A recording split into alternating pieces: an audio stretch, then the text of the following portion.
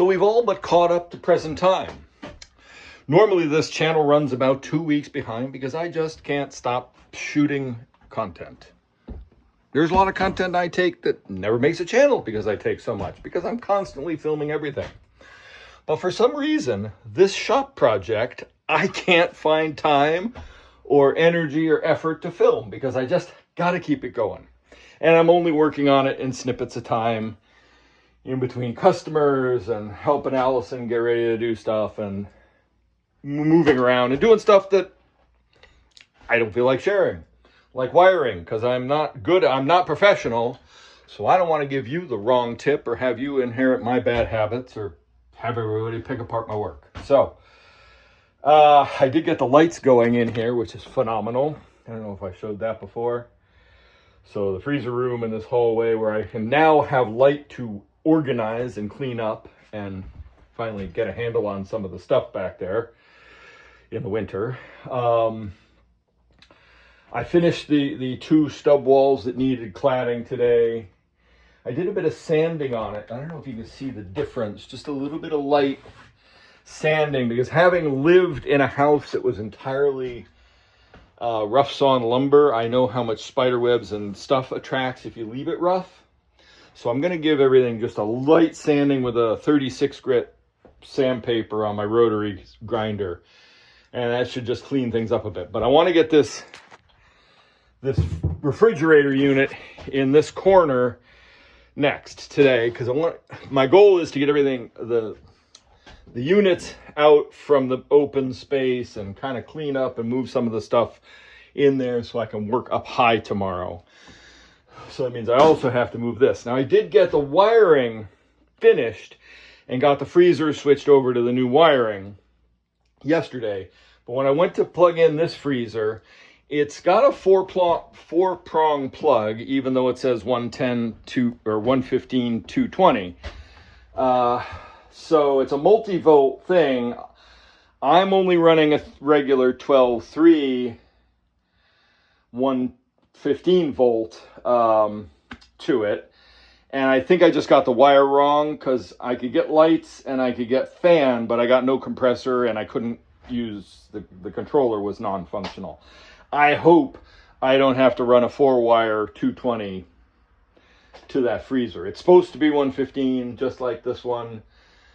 I hope I can make it work. I hope I don't have to buy a whole plug, because it's a really nice, well-made, nice plug. And I like the fact that it locks and it can't just pop out. But I'm going to have to take that out and swap a wire and see if I can get it running. Now, this outlet here works just fine. I've got this freezer running off of it for the minute. I'm putting in this sliding door. This was hardware I got 2 years ago to make a door in the house for our laundry room slide. And I got about halfway on the installation and got stalled. And then this spring I tried to reinstall the sliding door.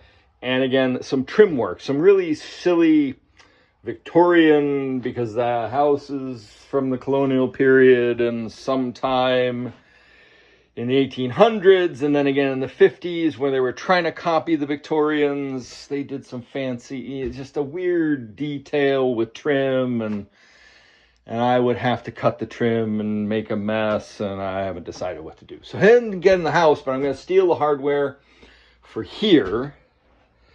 And because I want matching hardware for here. I have a historic to the farm old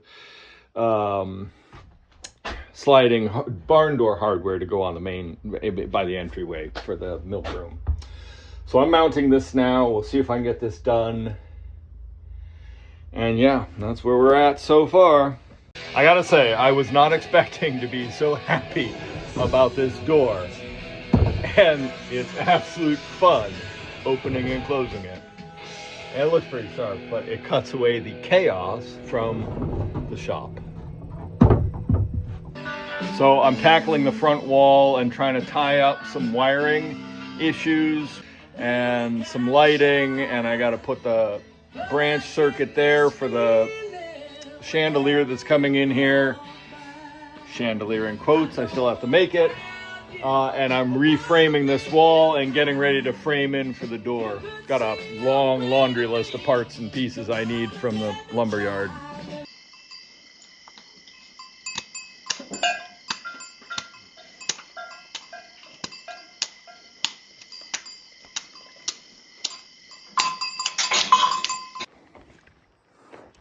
Just finished cleaning the barn. I'm getting about a week between cleanings with the cows, going out for half the day, and then in typically at night, just because that's the way it works. Before, when we had I was sending them down to the forest, I was only doing days because we had a high coyote pressure at night. You just hear them. And the cows seemed reluctant. Smart, they're creatures of their own self-determination. So a couple nights I'd left the lane open. They didn't go down, and that was a wise choice. I don't think the coyotes would do anything. I know they've been around. The cows have bells. They scare the coyotes. We just don't want an interaction or anything bad to happen. I mean, the heifers are down there. They're fine. Anyways, the cows didn't go down even though food was available for them. And I think they just know. They know the grass isn't great. And fortunately, since sending them out to the big field this week, their milk volume has come up, which is good. Because it was starting to get dire feeding them this low quality silage. And I made a mistake of feeding them a bale of the basically hay I made from Amarel. The heifers are barely eating it even. I don't know what the deal is. It's just too dry. So I'm getting about a week on the barn before it needs to be refreshed, which is fine. So I've dealt with that. I was a little nervous. I had to pick up a pallet. The panel radiators came today. It wasn't anything heavy, but delivered by a semi out at the road. So it just made sense to put them on the skid steer, on the forks. And I didn't have any trouble with the left rear drive. And I started cleaning the barn, and I was starting to get hot. It's 80 degrees today, which isn't the hottest been, but it's hot and it's pretty humid. And the skid steer was cool enough, but I decided to turn the air conditioning on, and as soon as I did, for whatever reason, I don't know if it's coincidental or causal, having this air conditioner on caused me to have a issue with the rear final drive on the left side, and I started having hydraulic alerts and low movement in that side. Turned the air conditioner off. It happened twice more, and then didn't happen again until I was done cleaning the barn. So I don't know if that's an issue or what, because every time I've had, because it's been so hot, it also took a while. It took the tractor being warm, the skid steer being warm, and it's certainly warm enough for me to turn on the air conditioning. So I don't know if there's a correlation there or not. But anyway, I still need to investigate that. It is a monster pain in the ass to tip the cab forward on that thing. I have to basically be pointed downhill and let gravity help, but then it's parked in a bad spot, unable to move. Although it's difficult. You can climb in and start this thing and look for leaks and stuff. But anyway, so yeah, cleaned the barn because I had to. It was time. And I did a little bit of work on the barn today. Finished furring out and framing the window up there, and furring out the wall so that it's all a consistent 6 inches deep. Yesterday I tackled some wiring, didn't get far. I painted, this is incredibly rusty, so I skinned it and used the rust restorer paint to paint it. I was going to build that door today, didn't. Started working on a piece of wood for the overhead chandelier I'm making, the lights. I keep calling it a chandelier, but that's an over-representation of my humble artwork. And I did a bit of cleanup. My toolboxes were here, and there's a pile of stuff here. I cleaned up the barn in here. Framed in that window, cut the boards from outside. Tomorrow I've got to go get supplies. Allison's on deliveries today, so I didn't have the vehicle. So tomorrow, fingers crossed, it might rain, hopefully. It certainly seems like it's going to rain right now. Air is thick enough. I'll get the boards I need and the parts to finish framing in this door. Largely, this floor, the board that formed the sill of the barn here had rotted away, and I'm going to fill that area with concrete. And same thing here, this board, this 4x6, was rotten at the base, and the pressure treated timber that I put down here doesn't go all the way, and I don't think that I will practically get that up without destroying it. So I'm getting pressure treated 4x6s to replace these fir ones, and then I may have to reform this wall because it's awfully, I don't know, it's seen some age. You know, barn 1820, go figure, a lot of remodels. So I gotta work on that tomorrow. I was going to, but I've run out of steam. I was gonna start finding, I gotta finish framing this wall here, so I gotta find some timbers for that. I need to find a couple more 2x6s for here. And I was gonna start pulling together the rafter ceiling joists for up there. So yeah, I got to do that anyway. That's progress update for the moment.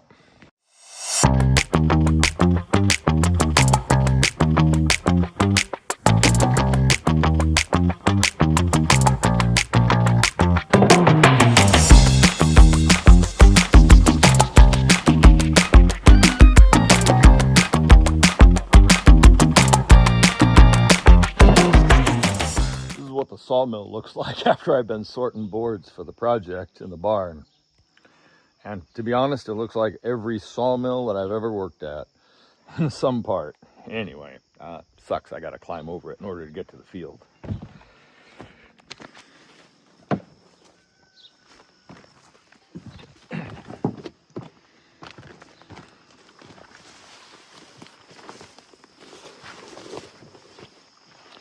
All right. Gonna move the cow lines this morning before milking. Like, wow, man, let's record some thick air. Heavy. But no rain. Lots of air and lots of moisture in the air, but no rain. Been this way for 12 hours. I mean, the good news is that the grass does collect this heavy air, this heavy dew, and it does do what grass blades do. It runs down to the roots. But it's not enough to do anything significantly. It's not going to grow a new field, not by September. And the predictions are this year, due to Super El Nino, that we're going to have a milder winter. But also, if anything's to go by previous winters, it's going to be wet as hell. So, well, we may be able to grow grass, and the frost date is late. If we get a frost date, I got to count out. Hang on. Had to pace out my corner. The right measurement I'm giving the cows today. Tell you what, the ground is rock hard. Really hard to drive these stakes in. So milder and wetter here. What does that mean? Does that mean we're going to have a delayed frost date? Are we not going to get a killing frost by the middle of October, or it's going to be sometime in November? That's certainly happened before. You know, are we going to have ground freezing? Are we going to be able to grow grass into October? Is there going to be, when I'm done grazing this field, any other grass this season at any other time this year for the cows to graze. And I'm getting a little nervous about that because I was at my grandson's birthday party yesterday and it rained there. Didn't rain anywhere else. That's 2 hours away, but yeah, it rained and we didn't get a drop up here. So anybody's guess whether this field is going to grow anymore. I keep holding off cutting second cut, hoping we get some rain. By rice, I can cut that in September or early October. It'll regrow slightly before frost. Certainly this year that'll be true. So yeah, it's stones in the field. Another one here. And another one. All right, I gotta stop and pick stones. You may be a farmer if you complain about the weather all the time. Yeah, you know how I've been whinging about the weather, the drought. Is it droughty? Are we gonna have a drought?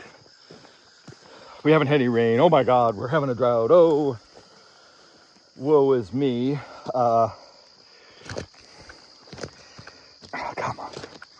The ground is rock hard. Woe is me. And I do a happy dance every time we get a millimeter of rain. But then,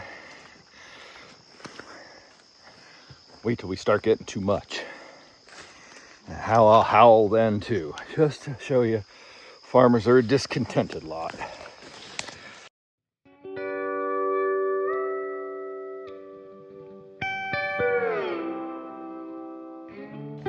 Morning chores consist of moving the field lines if necessary. Perhaps I will have done it already. Checking the calves have water. Feeding out any leftover silage from the sled. Bring the empty sled down here. Push up silage and add to it from the bale.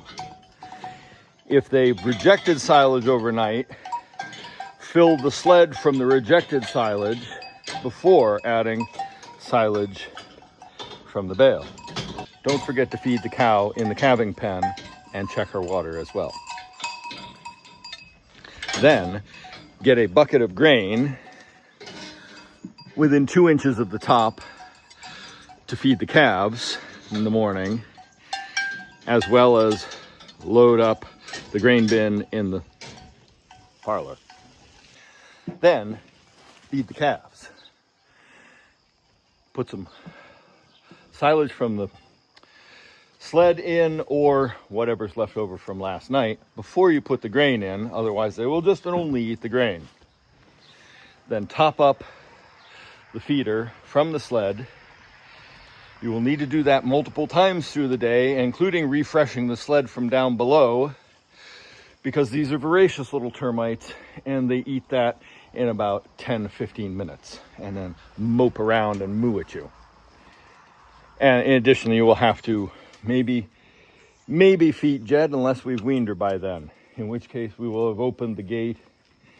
And I'm almost thinking of experimenting with just opening the gate anyway so Jed isn't squeezing through, because the older ones may not go for the milk. Who knows? We could try it.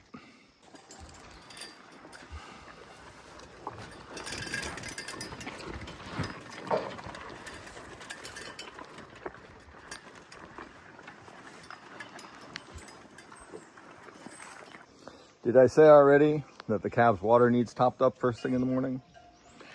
And while we're on that topic, it'll have to be checked a couple times through the day, because the 7 of them will drink that in about 10 or 15 minutes. And then they start worrying the barrel and it gets shit in it. You have to clean it out and waste water.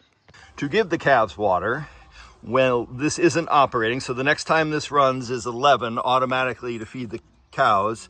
You press manual. It will flash between 1 and 2. You select zone 2 with the red dot flashing. You add time to it, And then if you wanted to, you press OK and it starts filling there. You have to make sure that the nozzle is activated and in the barrel, because they love to pull it out and drop it in the poop. To cancel, all you have to do is press manual again, and it cancels the program and turns the unit off. If you need to swap over for any reason, you can turn it off or just use your cleverly applied green hose. Now after milking, let the cows out into the field, open the lane, check on the heifers if you need to, if you haven't seen them already.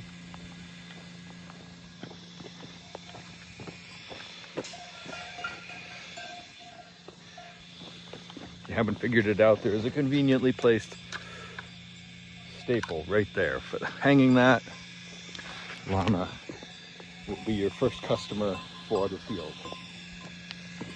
As you come back up the hill from... Be watching your footing and don't trip like I just did. As you come back up, be sure to push up the cow's silage so that if they come back to the barn during the day, they have something to do. Evening chores consist of starting with checking the cow's water, which you may have filled up recently or not, but if the timer is going, then you can't fill it up. So you got to come back in half an hour. And that is the problem with this setup. But it works. We haven't tripped the well yet, much. So then next thing is to grab the calves' sled and bucket and fill them up from down below. When you go to lock in the cows, do dory and push up any silage that they may have tossed around already and freshen it up before milking. Now, in order to get Dory in with Scout, give her her 2 buckets of grain and let her in and clip her in so you can go do other stuff. Come on, Dory.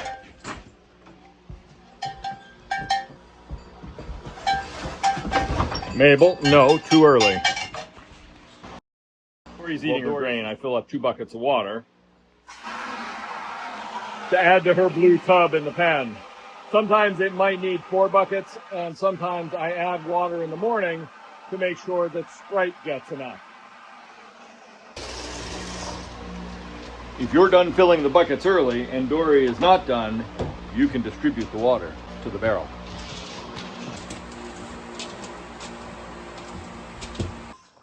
When you have distributed the water and watched the calf frolic, you may proceed. Stop what you're doing, observe your surroundings, and be sure to close the gate. Follow all proper procedures when cow handling for optimal success. With the gate closed, you may release your cow, first from her clip and then from the bar. Follow your cow out using this gate as a crowd gate till she enters the chute. Once the cow is in the chute, you may open the barrier between her and her calf.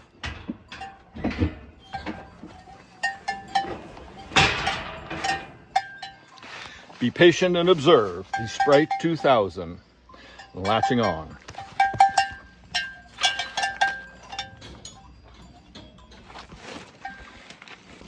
Once your cow is secure, you can open the gate and reverse the procedures and carry on with regular evening chores. Next step is to get the calves their grain and silage. In selecting the waste silage that the cows have left behind for the day, don't be too fussy. The calves will literally eat anything, including you. Be careful. Then top up their grain exactly the same as in the morning. Be sure to give Dory, or the cow in the pen, whichever it may be, some silage as well. Remember to work slowly and cautiously, as you will be on your own and there will be no team leader to cry to. If you should encounter 2 bales at this stage of your deployment, mix some from both until they're gone. And remember, no matter how much silage you mount up now before milking, you will still need to come out after milking and kick it up, because the cows will have shoved it all away. They work for the Department of Fuckery. Top off your calf grain bucket while you're filling the barrel to haul to the cows' grain bin on your way up to feed the cows.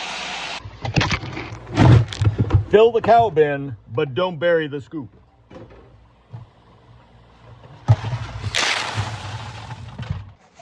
You can now proceed to pull the sled up the hill and feed the cows before evening milking. Make sure you actually water the calves at this point, which again I can't because it's 7:20 and the thing's still going. So just make sure you water the calves by 5 and then at 8. The barrel is too small for them. They drink a lot. Load them up with grain.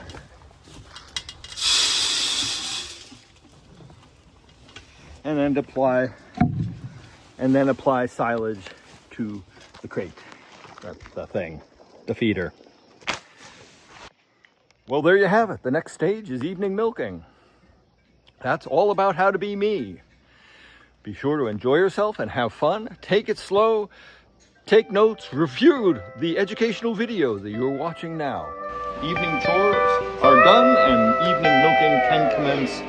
Be sure to do the food follow-up chores after milking to ensure optimal bovine success.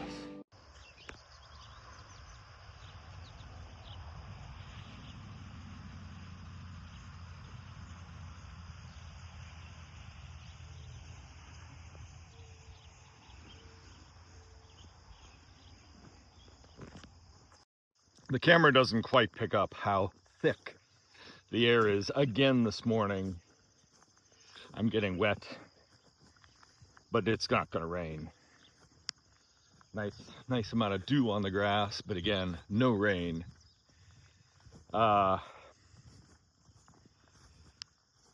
Another stone in the field. This is getting old. Close enough to the fence line, I'm just going to bring it back. I have to move the back line today because I've given the cows too wide an area at this point. I've decided I'm going to wait until the back line is roughly even with the gate of this side paddock with the millet in it. The cows are doing good on what they've been eating. The milk volume's up. They're cleaning it off. Their rumination and health are slowly climbing out of it. A hole from when I made that mistake of fed him a couple bales of hay rather than a bale of silage. The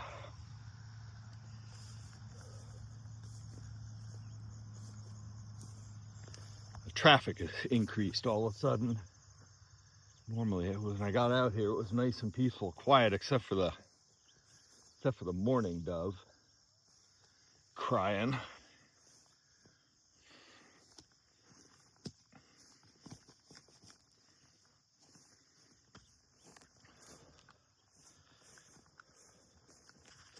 I fell into farming accidentally.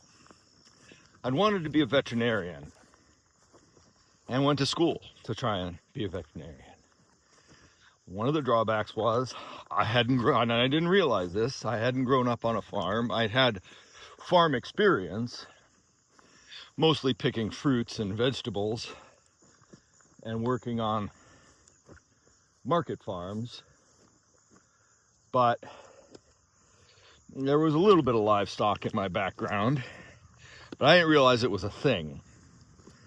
So I was having trouble getting a place in the actual veterinary college. I did manage to get a couple places, but the recommendation was I either had to get farm experience or give up, because they were saying back then that there weren't going to be many jobs for large animal veterinarians, and that's what I really wanted to be, was a large animal veterinarian, or I thought that. So I finished undergrad and I went out west because I got a job on a farm at a small monastery, priory, nuns, and fell in love with farming. Fell in love with milking cows. Wasn't convinced it was going to be my life, but it did become. Spent 20 years out there building a homestead and honing grazing skills and getting a foundation. It was more smallholding homesteading back then, with all of the BS and silliness that goes on with it. And but I continued to work for the farm, as well as put up my own forage and grow my own farm. Then I moved back here to Maine, had a farm before this farm. This is the big, I've worked for big farms, and I knew that wasn't the right fit. We could find a way of making a living, and I met Allison, cheesemaker extraordinaire, and we figured out if we could we make a living with a small herd of cows and sell cheese and not have to deal with a milk truck and having to milk at 4:30 in the morning and not having to have an off-farm job, although many times I have gone off-farm to work because we needed the money. So this is sort of an ideal little setup for us, as long as we can keep the income ticking over. The pasture-based system works great for a small farm like ours. And it is a testament. Now it's starting to go brown. We still got green ahead.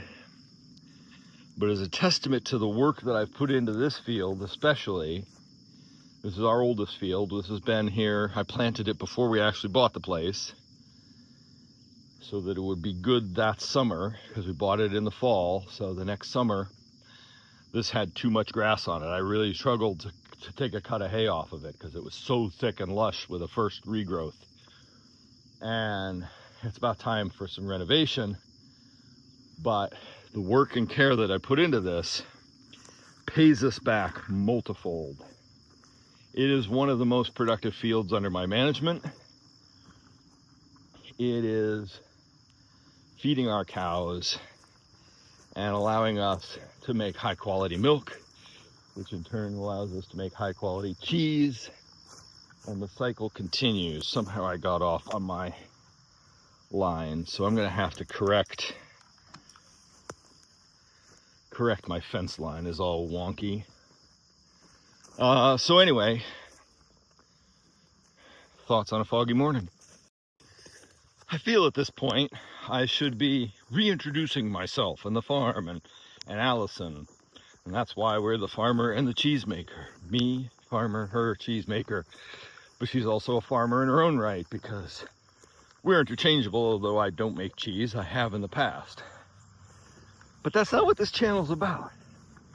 This is about a journey. We could be anybody. I mean, yeah, we are Neil Foley and Allison Lakin. And there's a bell. Huh. We wondered where Joy's bell had gotten to. It tore off its hook. All right, it's packed full of manure. So, yeah, hitting that with the mower would have been a bitch. So yeah, it's not really about us as much as it is about us. It's about the journey. So that's partly why I don't do a big song and dance. I used to have a video series. Look up Podchef channel sometime, and there are overproduced videos with horrible music and me churning on about cooking and farming, and because I used to do the podcast about food, farming, and the politics of what we eat. Long time ago. Don't do that anymore. Where's that bell gotten to now? I dropped it. for expediency's sake, and I've lost it. So I call this stream of consciousness farming. Right? I'm sharing with you what rambles through my empty head at any given point, and I've lost the bell. All right. And just kind of an ongoing monologue. I don't do overproduced. Try not to.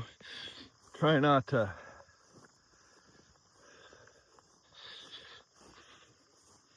I'm sure I'm boring. Try not to be. And what did I do with that bell? Well, that sucks. I found the bell and then I lost it.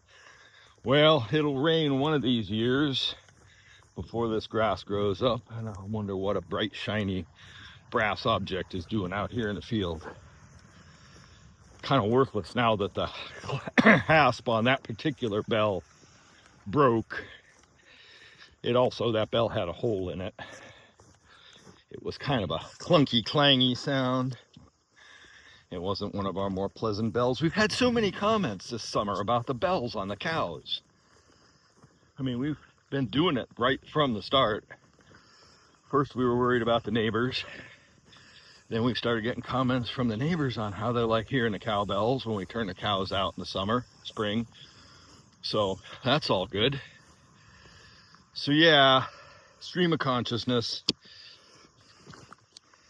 I tried doing a daily. I tried doing produced, project-based videos. I can't be bothered.